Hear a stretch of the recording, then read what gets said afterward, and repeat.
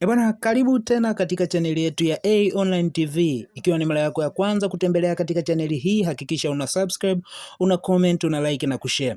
Leo tunakwenda kuangazia tatizo moja ambalo limejitokeza katika nchi za Afrika. Nchi mbili zimejikuta zinaingia kwenye ugomvi ama ugomvi wa kidiplomasia, ambapo ndege ya Nigeria imejikuta imetua kimakosa kwenye anga la Saheli ama anga la Burkina Faso. Kunako tukio hilo wamekamatwa maafisa 11 wa jeshi la Nigeria ambao walikuwa ndani ya ndege hiyo. Ndege hii aina ya C-130 ilitua kwa emergency nchini Burkina Faso Jumatatu hii.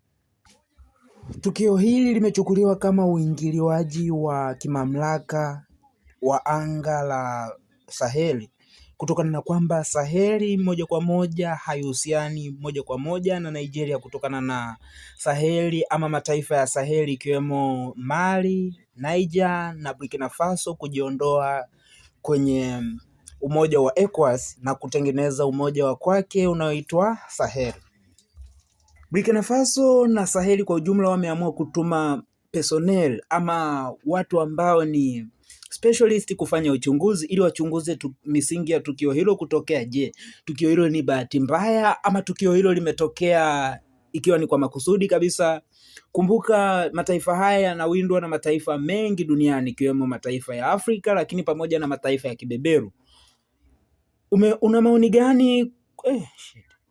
Una maoni gani kuhusiana na hili? Unaweza kudondosha comment hapo kwenye comment section.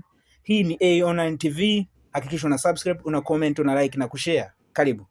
Military diplomatic incidents West Africa has seen in recent months, an event that has thrown Nigeria, Burkina Faso, and the entire region into a fresh storm of tension, uncertainty, and urgent questions about the future of regional stability. Tonight, we take a deep dive into the shocking detention of 11 Nigerian Air